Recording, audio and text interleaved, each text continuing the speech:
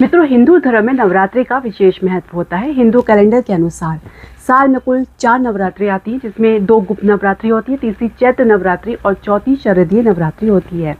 चैत्र मास के शुक्ल पक्ष की प्रतिपदा तिथि के साथ चैत्र नवरात्रि आरंभ हो जाती है। इसके साथ ही हिंदू नववर्ष भी आरंभ हो जाता है।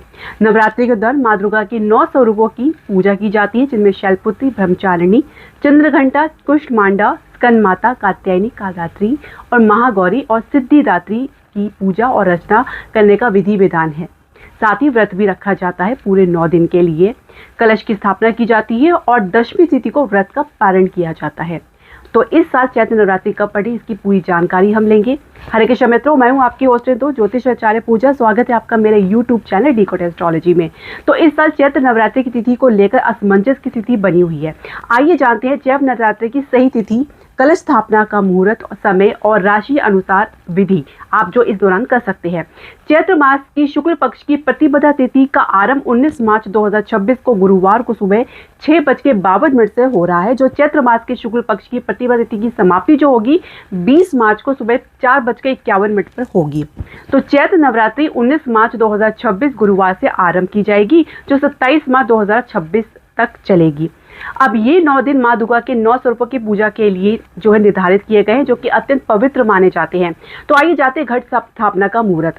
तो जो पहला मुहूर्त है सुबह 6:52 से लेकर 7:43 तक का है, और दूसरा मुहूर्त अभिजीत मुहूर्त है, जो दोपहर 12:05 से लेकर 12:53 तक का है। अब घट स्थापना कैसे करें? घर के मंदिर को साफ स्वच्छ करें, लकड़ी की चौकी पर माता के लिए लाल कपड़ा बिछाएं और मिट्टी के पात्र में जौ बोएं।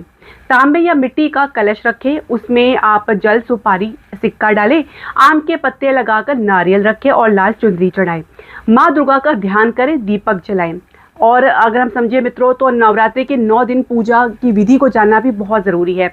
हर दिन सुबह और शाम माँ की दुर्गा की आरती करें और दुर्गा सप्तशती का पाठ अवश्य करें। साथ ही दुर्गा चालीसा भी पढ़ें, घी का दीपक जलाएं, लाल फूल माता को अर्पित करें, फल फूल चढ़ाएं या मिठाई का भोग भी लगा सकते हैं। और यदि संभव हो आपके लिए तो 9 दिन आप उपवास रखें। 12 राशियों के अनुसार हम बताने जा रहे हैं आप किस प्रकार का उपाय कर सकते हैं। यदि आपकी मेष राशि है तो माँ दुर्गा को लाल फूल और गुड़हल का फूल अवश्य चढ़ाएं और साथ ही गुड़ का भोग लगाएं। वृषभ राशि वाले माँ को सफेद मिठाई और दूध अर्पित कर सकते हैं।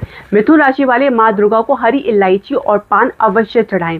कर्क राशि वाले माँ को चावल और खीर का भोग अवश्य लगाएं। तो सिंह राशि वाले माँ दुर्गा देवी को गुड़ और गेहूं अर्पित करें। कन्या राशि वाले माँ देवी को दही और मिश्री अवश्य चढ़ाएं। तुला राशि वाले माँ दुर्गा देवी को इत्र और गुलाब अर्पित अवश्य करें।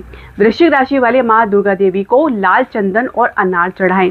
धनु राशि वाले दुर्गा देवी को केले और हल्दी अर्पित करें। मकर राशि वाले माता को तिल और गुड़ चढ़ाएं। कुंभ राशि वाले माता को नीले फूल और मिठाई अर्पित करें। मीन राशि वाले माता को पीले फूल और केसर जरूर अर्पित करें। तो इस प्रकार के उपाय करने से आपकी मनोकामना तो पूरी होगी, साथ ही माता का आशीर्वाद भी प्राप्त होगा। मित्रों, नवरात्रों में किसी भी दिन कन्या पूजन अवश्य करें। अष्टमी या नवमी को माता को चने, हलवा और पूरी का भोग अवश्य लगाएं। और इन 9 दिनों में यदि श्रद्धा और विश्वास से अगर आप माता की पूजा अर्चना करते हैं तो जीवन की न सिर्फ समस्याएं दूर होगी, बल्कि माता का आशीर्वाद पूरे वर्ष आपके घर परिवार में बना रहेगा। मित्रों, यदि ये जानकारी आपके लिए उपयोगी रही होगी तो आप हमारे चैनल को लाइक, शेयर, सब्सक्राइब जरूर करें। धन्यवाद। जय माता दी।